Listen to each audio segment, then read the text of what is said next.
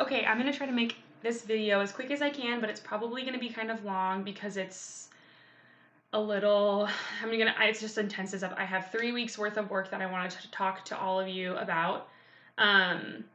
So this morning, you should have gone to the school and picked up your packet for the next 3 weeks. It was in an orange envelope and it had their name on the front. Please make sure that you have your kid's name on the packet, because every packet has different stuff in it. The work is the same, but some packets have, letters from the office. Some packets have their journals. There's some different things in every student's packet, so just be aware that you may just please make sure that you have your students. And then I'm going to quickly go over, I have a couple different things I want to share with all of you. Most of the stuff that we're going to be doing over the next 3 weeks is kind of the same, but there's going to be some different things as well. So I'm going to quickly go over all of that with you. Overall, you again have 3 weeks worth of packets, and each packet has kind of a general template of what is going to be covered and what needs to be done. The only things that are going to be changing are math, social studies, and science.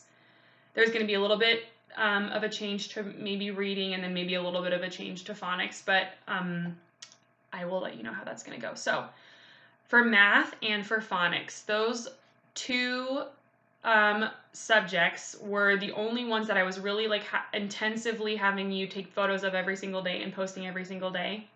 For the next 3 weeks, I'm not going to be as intensive with that. Some math papers, you'll need to take photos to show me that you've completed them. And then for some assignments, I'll just have a mark if done option for you. So you're not going to be taking pictures of every single math paper again.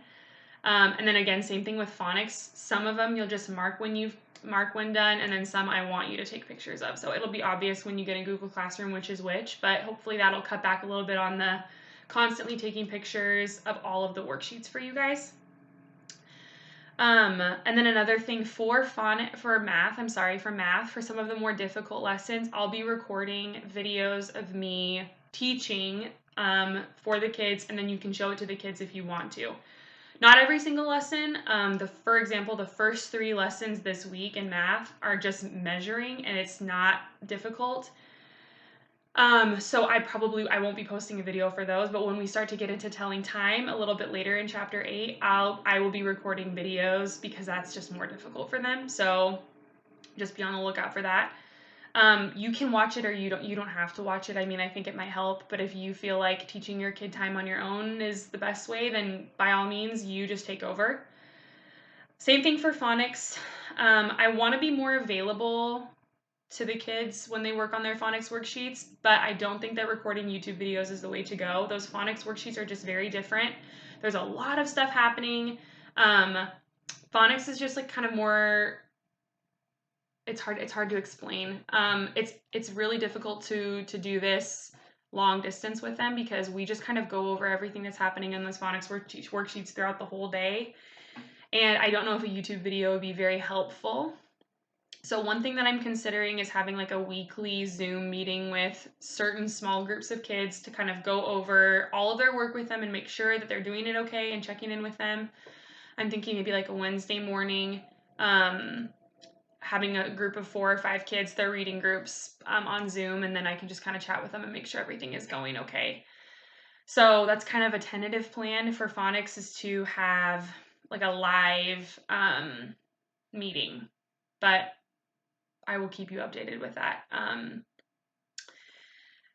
Also, spelling is going to be the same, but social studies and science are going to be a little bit different. I didn't have anything for you the last 2 weeks, but starting this week, every single week, there will be a social studies and a science video posted into Google Classroom. Either I'm making a lecture or it's just a YouTube video I found. And then after they watch the video, there is a sorry, give me a second to find it. My packets are all over the place. After they complete the video, there is a science and social studies reflection paper. So all I want them to do is to write down something they learned when they watched the video. So you could do science on one side and you can do social studies on the other side. And I want to see pictures of their writing and what they've learned. Because this is new and that's like extra work, it's more than what we were doing the last 2 weeks. Instead of doing 5 journal entries, which you should have been doing, 2 of those can just be your science and social studies. So that should hopefully not be too much more. Also, there is no more extra work in these packets. So all of the work in the packets is work that needs to be completed every single week. So don't worry about getting extra work, like figuring out which work is extra work and which work is the real work. All of the work in each of the packets is work. All this needs to be completed in the course of a week. So I think that's it as far as worksheets. We only have 2 more chapters left in math to finish the curriculum, chapter 8 and chapter 10. And luckily, that's 3 weeks worth of work. So, I'm going to have you guys complete all of chapter 8 in the first 2 weeks and then take a chapter 8 test again. And then I wrote tests on the test worksheet that you need to be doing with them. And then chapter 10 is only 3 lessons. Or something really small like that. So then chapter 10 you'll do the last week, and then you'll take the chapter 10 test with them, and then we will be completely done with math curriculum, and you won't have anything else that you need to be doing with them. So praise God, because that means even if we continue to do distance education for the rest of the school year, there won't be any more like new content to learn. So we'll be doing review, which is so good. Okay. That should be all of the information that you need for these packets. Some of the uploading is going to be different again, but that's all that you need to know for packets. I also had you pick up 2 books from like underneath the table. If you didn't, let me know, and then we can get that to you, or you can come pick it up again. Let's start with these. These writing skills workbooks were from last year, but the kids who used them last year only really used the first couple pages, and then we never used them again. And I just kept them because they're really great. So this will be your extra work. This will be your extra work this time around or whatever. So if you want them to be doing some extra stuff at home, they're driving you crazy, or if you like want to just do some of this stuff with them, all of this in here at this time of the year, they can probably almost do all of this. Some of the stuff like we haven't talked about, or they probably don't remember. We've gone over subjects and predicates. I just saw that in here, but they may totally have forgotten what those are. So you might as well, just go through this and work on some of this stuff with them. I'm going to let you do all of this at your own discretion. I'm not going to assign anything from in here. I'm not going to have you post anything in here, but this is so good for them to have, and just even throughout the summer, work on this with them. Just because it's not mandatory, I really, really strongly recommend that you just maybe even a couple times a week, just find like 1 or 2 papers in here and have them, go over it. Not all of it is like really complicated either. On this page, all they're doing is kind of proofreading sentences. So go over this with them.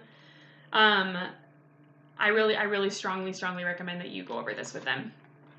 And then also, because I really struggled with how to conduct Bible long distance as well, I'm going to have 2 things that we'll be doing. I will be posting a verse of the week that I want you to memorize with your student. I'm not going to have you record or upload anything, but that'll be the verse of the week that we're going to be working on, right? We were in the middle of working on memorizing Ephesians 6, so we'll continue with that. And then also, we got these cool coloring books last year that kind of go over just the Old Testament, and I never used them. I don't even know why. I think it was just like really cool extra stuff that I just said I put away, and I said I'd come back to, and then I just never did. But it's just awesome. It has like so many cool, just like coloring pages for them to draw, some kind of fun puzzles.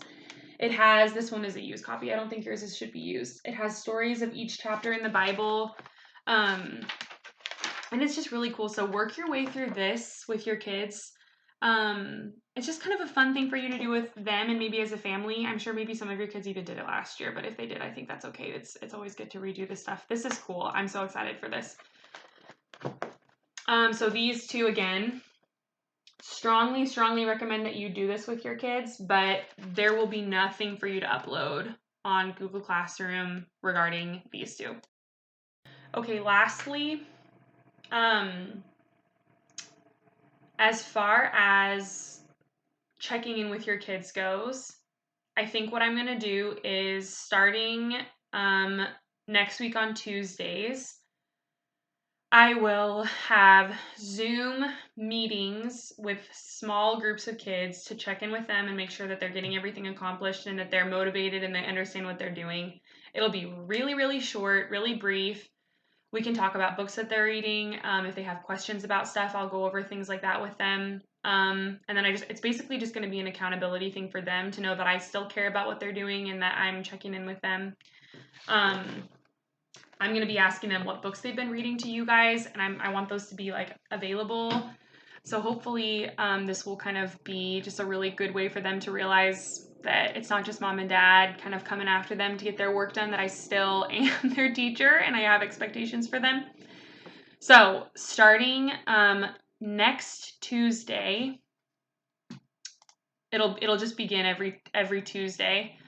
April 21st, I'll set up a Google, I'll send you guys a link to Zoom with your small group, and then all of the password stuff that you need, and then they need to be getting on at that time. I don't think that that's too intensive. I'm hoping that that's easy for you. But if that's like a difficulty, just let me know and then we'll figure something else out. If you want me to call them and let them know that I can help them on the phone too, that's totally fine. Zoom is easy. I like Zoom just because I can set up my phone I can basically set something up so that they can see a paper that I'm working on with them. I may set up one on Friday this week, and then I can just make sure that they got all of their work done for this week as well, and then it'll be just kind of like a test to see how it all goes. So that's kind of the Zoom small groups is still kind of in the works. I don't want to overwhelm everyone with like meeting every single week and having to have all this stuff to do. But I think it's worth trying, and I think it might be helpful for you. So I know that was a lot of information. I hope that all of that makes sense. I'm going to be uploading everything to Google Classroom and getting everything taken care of today. Please, if you have questions, okay, sorry, mid-video I got a phone call from Mrs. Russell, so I had to take that. The last thing that I wanted to say is that Study Island is going to be like rolled out this week. I love Study Island so much. I think that it's such a great tool. I don't know yet how I'm going to do the grading behind that, or if I want it to be a mandatory thing or an optional kind of thing. I'm kind of leaning toward making it like an actual assignment though, because there's so many benefits to it. And the biggest thing is that for me up until this point, I haven't been able to like actually see them do the work. You're doing all of it with them, and then I'm just getting the finished product. But when they do Study Island, I can see their progress and I can see exactly how they're doing as they're completing it. And I really think that that's important. So I'm leaning toward it being something I really want you to do, and I want to make mandatory, but I understand with like all of the screen time and everything going on, that might not be completely feasible right now. So just stay tuned with that. For this week though, I probably will make it mandatory that you all at least log in and you get your account set up. So I will post, and I have posted to how to get into Study Island. There's a video that I shared, so go back and find that and watch that, please.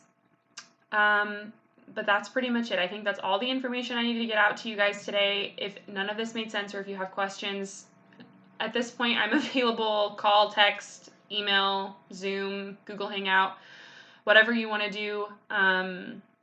So just reach out to me and let me know if you have questions or concerns about this at all. I'm hoping that this workload is still sustainable for you guys. I know we're going to be able to get through the rest of this year no matter what. I miss all your kids so much. Just tell them I love them. Give them a big hug for me. I hope you guys are doing great. And I will talk to you all later. Bye.